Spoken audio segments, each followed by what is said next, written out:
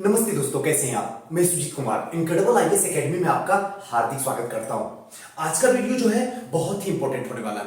जैसे ही 66 का प्रीलिम्स का रिजल्ट आया, आने वक्त कुछ ऐसे बच्चे थे जो सिलेक्ट नहीं हो पाए, कुछ ऐसे हैं जो सिलेक्ट हो गए। तो उनके साथ में जो सिलेक्ट हो गए उनके साथ एक समस्या आ जाती है कि सुजीत सर सिलेक्ट तो हो गए, प्रीलिम्स तो हो गया, लेकिन मैन फाइट और मैन स्ट्रगल जो है वो मेंस में है। बात भी सही है। असली जो होने वाला है संघर्ष की दास्तां वो मेंस में होने वाला है। अब मेंस कैसे क्वालिफाई किया जाए, इसको देखते हुए हमने जो है एक वीडियो बनाया जिसमें हिस्ट्री ऑप्शनल को लेकर बनाया, क्योंकि हिस्ट्री ऑप्शनल मैं अपनी संस्था सीओ सक्सेस में पढ़ाता हूं, तो हिस्ट्री ऑप्शनल से ही शुरुआत किया।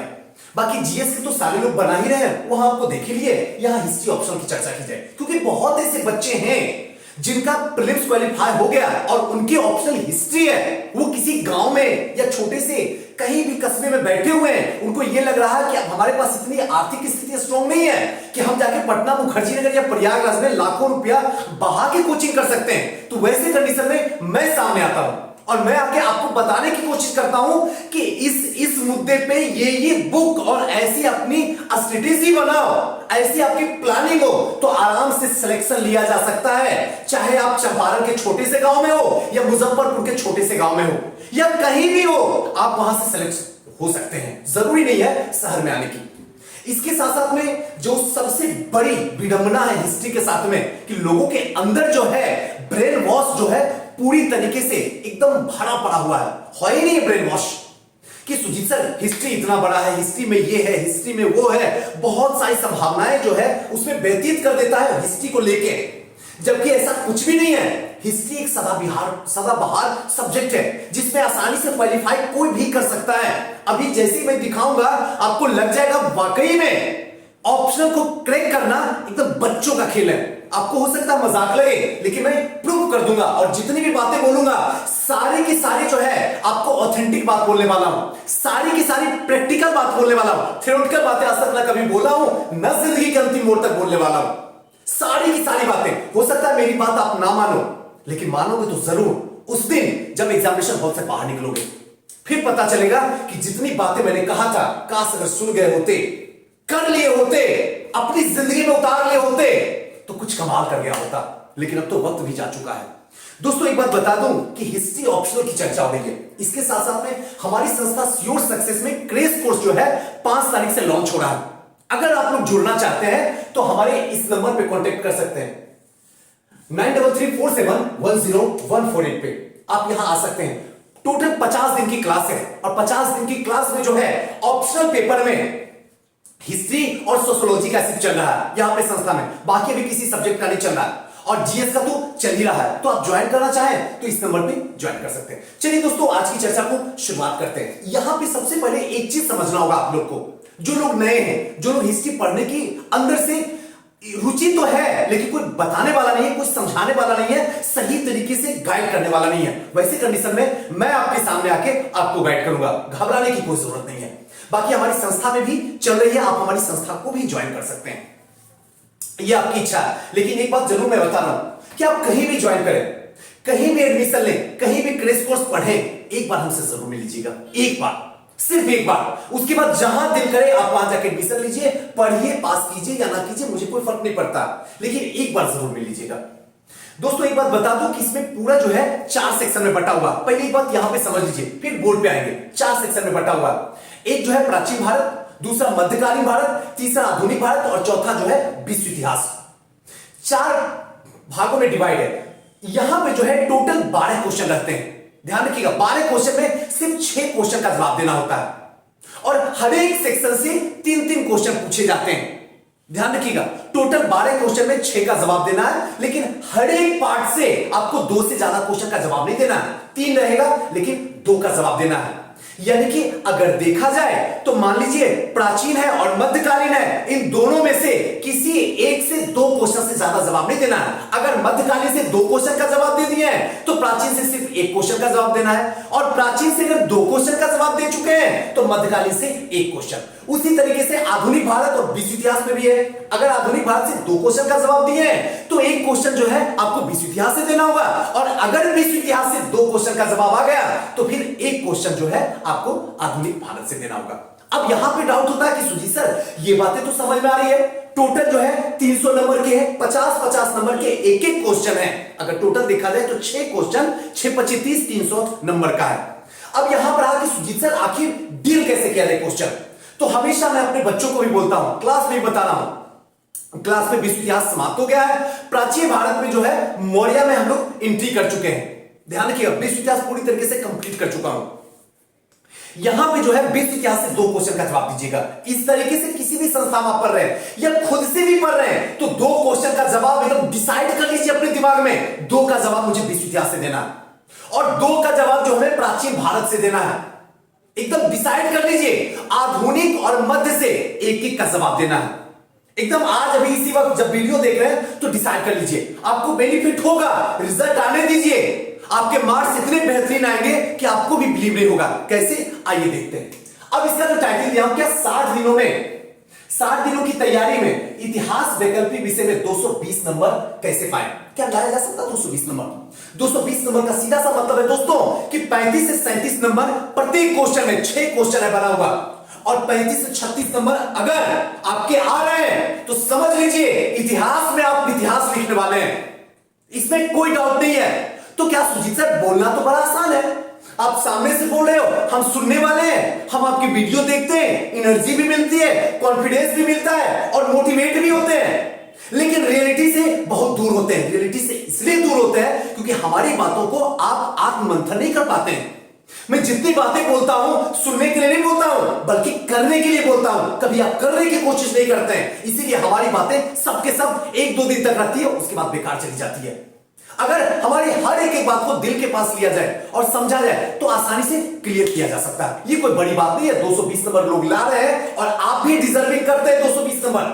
अब रहा जीएस की बात, तो जीएस में तो सबको फाइट करना है, चाहे वो सोशियोलॉजी का बच्चा हो, चाहे वो हिंदी लिटरेचर का हो, पॉलिटी का हो, एलएसडब्ल्यू का हो या हिस्ट्री का हो, जीएस में सबको फाइट करना है। फाइट अलग जो होता है वो ऑप्शनल में जाके, ऑप्शनल में हिस्ट्री वाले रो में चले जाएंगे, सोशियोलॉजी वाले सोशियोलॉजी में चले जाएंगे, एलएसडब्ल्यू वाले एलएसडब्ल्यू में चले जाएंगे। यहीं पे जो जितना बेहतरीन परफॉर्मेंस करेगा उसी का रैंक आने वाला है, मन मुताबिक 1 डिजिट में रैंक आएगा।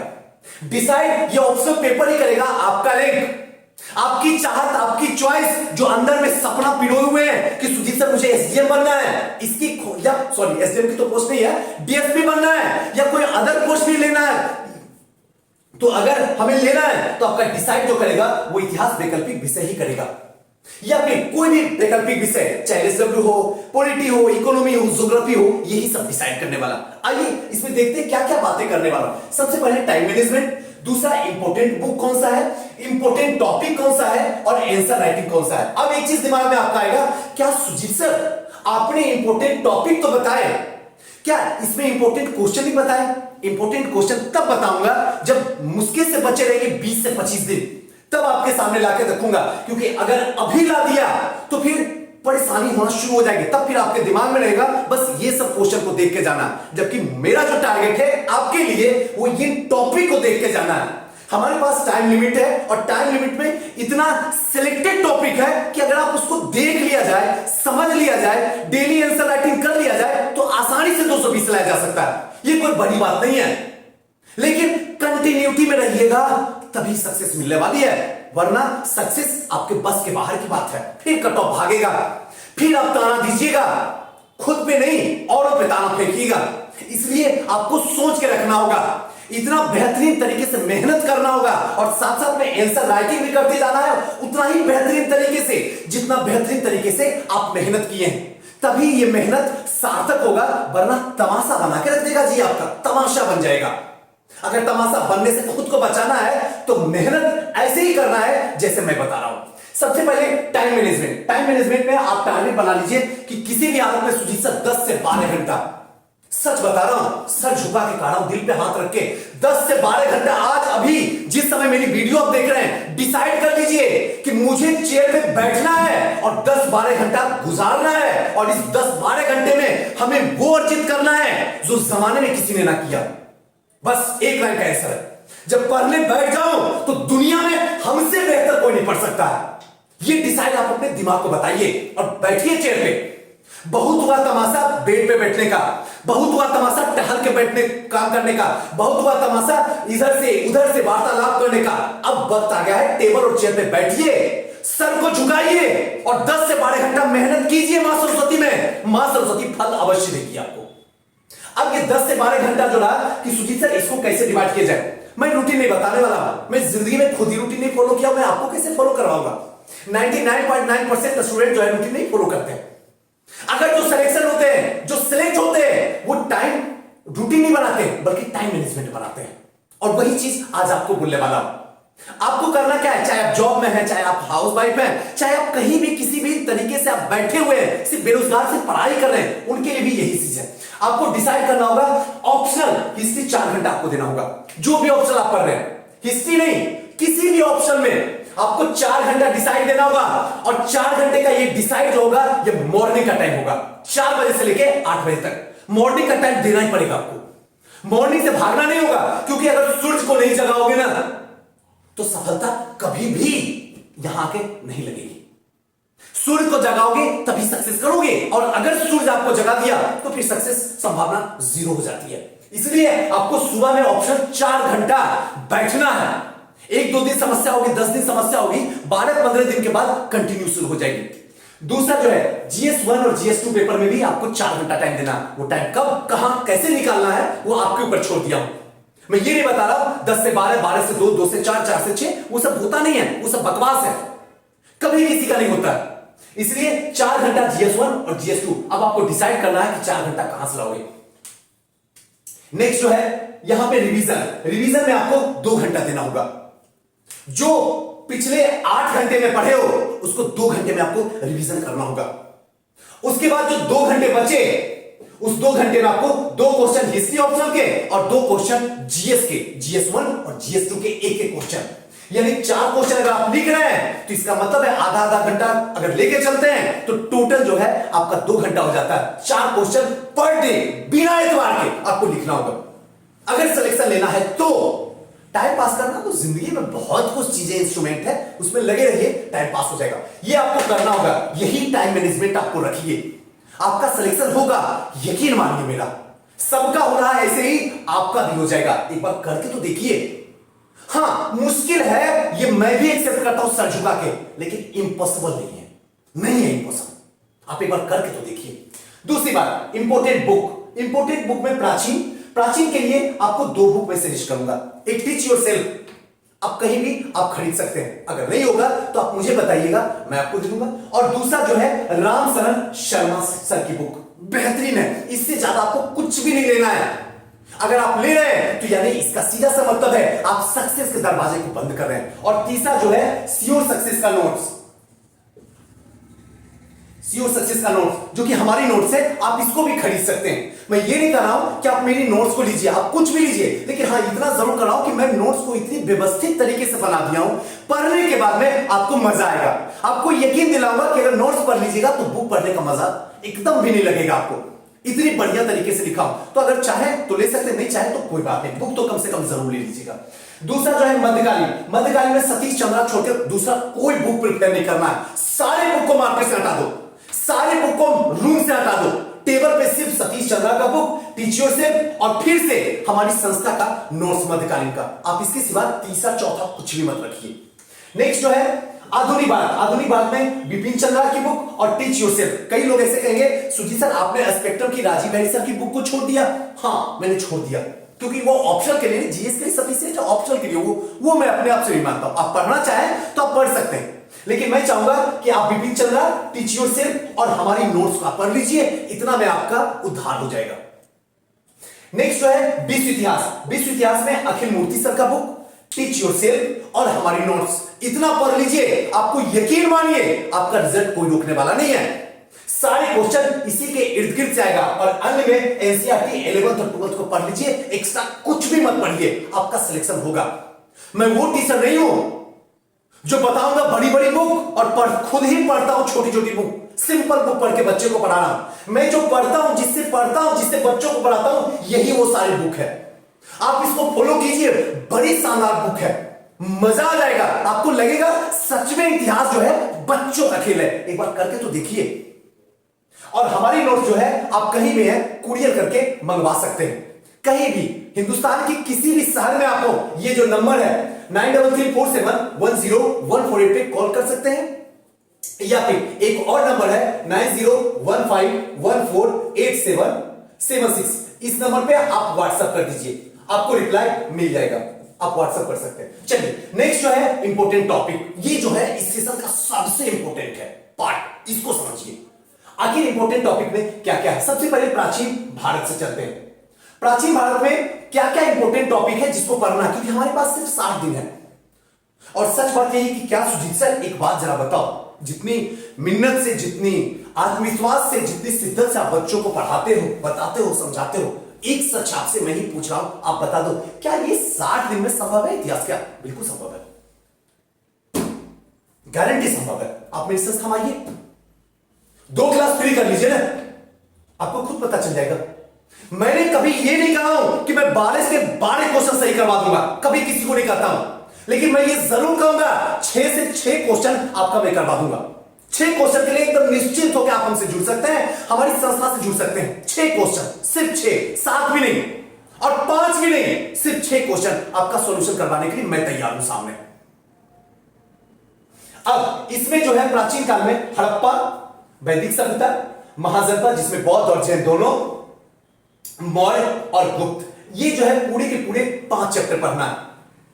इस 5 में पढ़िए, 5 में आपको आसानी से 2 क्वेश्चन फंस जाएंगे और सिर्फ 2 क्वेश्चन का ही जवाब देना इसमें है, क्योंकि मैं स्टार्टिंग से बोल रहा हूं प्राचीन में सिर्फ 2 क्वेश्चन। इसमें क्या क्या पढ़ना, हड़प्पा में क्या क्या पढ़ना है, वो जब बचा हुआ 30 से 32 दिन रहेगा तब हम बता दें कि हड़प्पा में कौन कौन से पार्ट को पढ़ना है और समझाना है, और आपको खुद सामने आके समझा दूंगा, घबराने की जरूरत नहीं, अभी नहीं।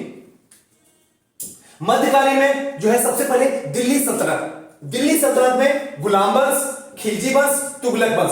तुगलक वंश पे थोड़ा ज्यादा ध्यान देना, यहां से क्वेश्चन अक्सर पूछा जाता है, तो इसमें ज्यादा रखना, इस तीनों को पढ़ना है। दूसरा जो है मुगल काल। मुगल काल में अकबर और औरंगजेब, ये दोनों जो है सबसे इंपॉर्टेंट है। इसके साथ साथ में अगर समय मिला तो शाहजहां का भी पढ़ लेंगे, जहांगीर को भी पढ़ लेंगे, लेकिन अगर समय नहीं मिला तो ये दोनों कम से कम तो जरूर पढ़ लीजिए मध्यकालीन में, क्योंकि यहां से सिर्फ एक क्वेश्चन का जवाब हमें देना, सिर्फ एक क्वेश्चन का, और एक क्वेश्चन आपका यहीं पे दिल्ली सल्तनत में ही निकल जाएगा, घबराने की कोई जरूरत नहीं है, सिर्फ एक क्वेश्चन का। हमारा टारगेट है इस 60 दिन में हमें 6 क्वेश्चन आपके पास में सुपुर्द कर देना, इससे ज्यादा मुझे कुछ नहीं करना। नेक्स्ट, आधुनिक भारत। आधुनिक भारत में जो पहला चैप्टर होगा, ब्रिटिश शासन पूर्व अर्थव्यवस्था कैसी थी उसके बारे में समझना है। दूसरा जो औपनिवेशिक काल की भू राजस्व नीतियां क्या थी, चाहे वो अस्थायी बंदोबस्त हो, महलवाड़ी हो या रैयतवाड़ी हो, डिटेल से पढ़ेंगे, इतनी शानदार तरीके से पढ़ेंगे कि यहां से हमेशा क्वेश्चन पूछता है और हमेशा आपका सही हो जाएगा। नेक्स्ट जो है प्लासी का युद्ध पढ़ेंगे, बक्सर का युद्ध पढ़ेंगे, फिर 1857 की क्रांति पढ़ लेंगे, उसके बाद एक्ट पढ़ लेंगे 1919, 1929, सॉरी 1919, 1935, 1909। नेक्स्ट जो है असहयोग आंदोलन, इसको पढ़ लेंगे, सबने अवज्ञा आंदोलन, इसको पढ़ लेंगे, भारत छोड़ पढ़ लेंगे, और ये हो जाएगा पूरा हमारा आधुनिक भारत कंप्लीट, क्योंकि यहां से एक क्वेश्चन का जवाब देना है, सिर्फ एक क्वेश्चन। और जितना चैप्टर मैंने आपको सुपुर्द कर दिया हूं उतना देखने के बाद रहेगा सुजीत सर सच में आसान है इतिहास, क्योंकि एक ही क्वेश्चन तो जवाब यहां देना इन्हीं। अब नेक्स्ट जो इंपॉर्टेंट है वो है विश्व इतिहास। विश्व इतिहास से बहुत सारे बच्चे डरते हैं। जिस समय वीडियो देख रहे होंगे उस समय आपको लग रहा होगा सुजीत सर विश्व इतिहास में तो एक लंबी लिस्ट आपने दे दिया, जिससे डर उसी का लिस्ट बड़ा। विश्व इतिहास सबसे आसान है इन सारे इतिहास में। हमारे बच्चों से पूछ लीजिए, मैं हमेशा कहता हूं कि जब भी मैंने सेशन स्टार्ट किया हूं, फिर चाहे वो 65वीं हो या 66वीं हो चल रहा हो, इन दोनों सेशन में सबसे पहले विश्व इतिहास से शुरू करता हूं। विश्व इतिहास के बाद प्राचीन भारत, प्राचीन भारत के बाद आधुनिक, और आधुनिक के बाद मध्य। हमारी ये स्ट्रेटजी है, और सबसे पहले विश्व इतिहास। मैं सोचता हूं अगर बच्चा विश्व इतिहास हमसे नहीं समझ पाया तो क्यों पैसा लगाएगा, छोड़ दो संस्था। इसलिए मैं सबसे पहले विश्व इतिहास पढ़ाता हूं। विश्व इतिहास में जो इंपॉर्टेंट है, सामंतवाद, पुनर्जागरण, धर्म सुधार आंदोलन, 30 वर्षीय युद्ध, अमेरिकी क्रांति और गृह युद्ध, फ्रांस की क्रांति, औद्योगिक क्रांति, आर्थिक मंदी, रूस की क्रांति, चीन में साम्यवाद, प्रथम विश्व युद्ध और द्वितीय विश्व युद्ध। यहां पे एक चीज आपको लग रहा होगा, आर्थिक मंदी। जो कि रूजवेल्ट की न्यू डील पॉलिसी थी। हमेशा क्वेश्चन पूछा जा रहा है, 2 क्वेश्चन बनाना है, अगर इतना पढ़ लिए तो आसानी से 2 क्वेश्चन बन सकता है। दोस्तों एक बात और यहीं पे बता दूं कि ऑनलाइन और ऑफलाइन दोनों सुविधा हमारी सीओ सक्सेस संस्था में है। क्रैश कोर्स के लिए चाहे फाउंडेशन का हो, 66 का हो, जेपीएससी का हो, सारी जो नई बैच स्टार्ट होने वाली है वो 5 तारीख से हमारी स्टार्ट होने वाली है। अगर अधिक जानकारी चाहिए तो इसी नंबर पे और इस नंबर पे व्हाट्सएप आप कर सकते हैं। आइए, ये चीज तो हो गई, मैंने कंप्लीटली आपका 80% सब कुछ डिसाइड करके सब कुछ बच्चों की तरह आसान भाषा में समझा दिया। अब जो आपको बताने वाला हूं, जो सबसे इंपॉर्टेंट है, इसका ब्रह्मास्त्र है आंसर राइटिंग। सुजीत सर, आपने टाइम मैनेजमेंट बता दिया, टाइम मैनेजमेंट समझ गया। उसके बाद आपने इंपॉर्टेंट बुक्स बताया, इंपॉर्टेंट बुक्स भी हमने समझ लिया। उसके बाद मैंने इंपॉर्टेंट टॉपिक बताया सारे, चाहे वो एंशिएंट हो, मिडाइवल हो, मॉडर्न हो या फिर वर्ल्ड हो, सबको अच्छे तरीके से समझ लिया, दिमाग में भी बैठ गया। अब रहा आंसर राइटिंग, सारा खेल इसी पे है, पूरा मेंस इसी पे होगा। आप अलग अलग टीचर अलग अलग तरीके से आंसर राइटिंग बताते हैं, लेकिन जो मैं बता रहा हूं आप उसको फॉलो कीजिए, बड़ा आसान है। सबसे पहले तो है ये डिसाइड कर लीजिए कि कहां से कितने क्वेश्चन लिखना है। तो मैं पहले बता चुका हूं कि प्राचीन से 2 लिखना है, विश्व इतिहास से 2 लिखना है, 1 क्वेश्चन मध्यकालीन से और 1 क्वेश्चन आधुनिक से, उसके बाद ही आगे करना है। बस डिसाइड कर लीजिए, प्राचीन, विश्व इतिहास 2 क्वेश्चन, मध्यकालीन और आपका आधुनिक, उससे सिर्फ एक क्वेश्चन लिखना है बस। चलिए आइए प्रश्नों का चुनाव करें। जैसे ही प्रश्न पत्र आपको मिलेगा आप प्रश्नों का चुनाव कीजिए। हमारे यहाँ टेस्ट सीरीज भी लॉन्च है, आप वहां भी ज्वाइन कर सकते हैं। प्रश्नों का चुनाव कीजिए कि कौन कौन से प्रश्न आपको बनाना है आराम से। दूसरी बात है क्या लिखना है वो निश्चित कर दीजिए, फॉर्मेटिंग कर दीजिए। कौन कौन से क्वेश्चन है फटाक से टाइम दीजिए और हर एक क्वेश्चन पे आप 3-3 मिनट टाइम देके फॉर्मेटिंग बना दीजिए। जैसे मैं क्लास के बच्चे को फॉर्मेटिंग के थ्रू बताता हूं, फॉर्मेटिंग दे भी देता हूं, सारे बच्चे को फॉर्मेटिंग देता हूं। उस फॉर्मेटिंग को अपने कॉपी पे लास्ट पेज पे ले जाके आपको पूरा बना लेना है कि ये क्वेश्चन 6 क्वेश्चन बनाना है, 6 क्वेश्चन की फॉर्मेटिंग ये है। टोटल आप 3-3 मिनट लेकर के 15 मिनट का टाइम लीजिए, 15 मिनट में फॉर्मेटिंग बना दीजिए। उसके बाद लिखने में आपको आसानी होगा और ये आदत आज अभी इसी वक्त से अपनी जिंदगी में ढाल लीजिए, आसान हो जाएगा। अब उसके बाद समय निर्धारित करना है। हर एक क्वेश्चन में आपको 26 मिनट टाइम देना होगा, सिर्फ 26 मिनट। 27 भी ना पूछ जाए, 25 हो जाए चलेगा। 26 मिनट के बाद 1 मिनट ज्यादा नहीं, क्योंकि आगे आने वाला क्वेश्चन में डिस्टर्ब करेगा। 6 क्वेश्चन है, 180 मिनट है। आप डिसाइड कीजिएगा तो आसानी से 30-30 मिनट आपका आसानी से टाइम मिल रहा है। अब यहां पे जो है 26 मिनट इसीलिए क्योंकि आपका हर एक से जो है 3 से 4 मिनट जो है फॉर्मेटिंग बनाने के लिए आपका मैं काट लिया हूं। 1-2 मिनट जो है क्वेश्चन समझने के लिए भी काट लिया हूं। अब नेक्स्ट जो है एक पेज में 5 मिनट से ज्यादा टाइम नहीं होना चाहिए, घड़ी आपके पास होना चाहिए। एक पेज में 5 मिनट से 6 मिनट भी नहीं जाए, 4 मिनट हो जाए, 5 मिनट ना होना चाहिए। 5 मिनट के अंदर इसको समअप कर देना एक पेज में। टोटल 5 पेज एक क्वेश्चन के लिए लिखना, यानी कि 25 मिनट्स का एक क्वेश्चन होना चाहिए। आप इस तरीके से अगर कीजिए ना मजा आ जाएगा, लगेगा सच में आसान है यार, कोई बड़ी बात थोड़ी है। 25 मिनट 5 पेज, हर पेज के लिए 5 मिनट का टाइम चाहिए और वहां से हमें 35 नंबर उठाना है। एनी हाफ इतनी शिद्दत से लिखिए कि वहां से 35 मिनट हो जाए। अब इसके लिए जो है आपको क्या करना होगा, उत्तर की खूबसूरती बढ़ाने के लिए भूमिका पे काम करना होगा। भूमिका के बाद विस्तार पे काम करना होगा, जो बॉडी वाला पार्ट है। उसके बाद निष्कर्ष पे। ये 3 पे जिसकी पकड़ है उसको कोई नहीं हिला सकता है। 35 आसानी से आ सकता है, लेकिन प्रॉब्लम सबसे ज्यादा होता है भूमिका में। भूमिका में एक चीज ध्यान रखिए, 5 से 6 लाइन के बाद 7वां तो गलती से ना हो जाए। बस 5 से 6 लाइन और टू द पॉइंट, जो क्वेश्चन कर रहा है उसी क्वेश्चन के अकॉर्डिंग आपको भूमिका बांधना है। यानी कि first impression is the last impression. भूमिका पे आपको पूरा जीतोड़ मेहनत पूरे 60 दिन तक आपको करना होगा, पूरे 60 दिन तक, क्योंकि जब तक भूमिका पे काम नहीं होगा तब तक सारा उत्तर आपका बेकार हो जाएगा। दूसरा विस्तार। विस्तार में क्या है, पूरा इतिहास, तो इसीलिए तो कहा इतिहास सबसे मजेदार सब्जेक्ट है।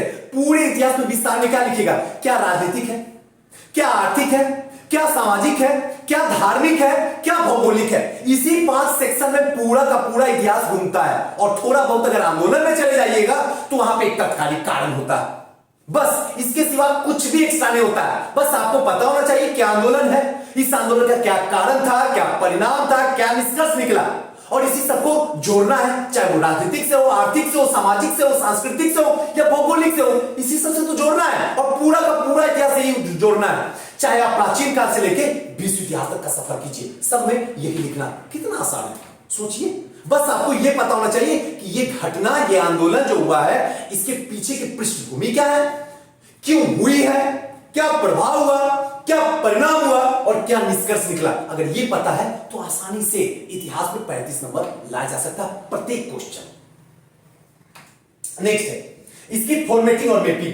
फॉर्मेटिंग तो जरूर लिखा कीजिए क्वेश्चन में, ताकि एग्जामिनर को यह पता चल जाए। मान लीजिए 1857 की क्रांति अगर पूछ रहा है या फिर रूसी क्रांति पूछा, फ्रांसीसी क्रांति पूछा, उसके कारण पूछ रहा है, तो कारण को फॉर्मेटिंग में दर्शा दीजिए, ताकि आपको पता चले। एग्जामिनर कॉपी जब देखे तो पता चले इसके कारण राजनीति में ये स्टूडेंट जो है क्या क्या देने वाला है, सामाजिक में क्या क्या कारण देने वाला है, आर्थिक में क्या क्या कारण देने वाला है। उसके बाद वहां से लिखना शुरू कर दीजिए और जरूरत पड़ने पे वहां पे मैपिंग का उपयोग कीजिए। कई बार ऐसे बच्चे आते हैं जो कहते हैं सुजी सर मैपिंग क्या लिखूं, फ्रांस की क्रांति में कैसे मैपिंग बनाओ। फ्रांस की क्रांति में आप पूरा का पूरा जो है यूरोप का मैप सीख लीजिए। यूरोप के मैप में आप पता कर लीजिए कि फ्रांस उत्तर में है, दक्षिण में है या पूर्व में है या पश्चिम में है। वहां पॉइंट आउट करके वहां लिख दीजिए फ्रांस।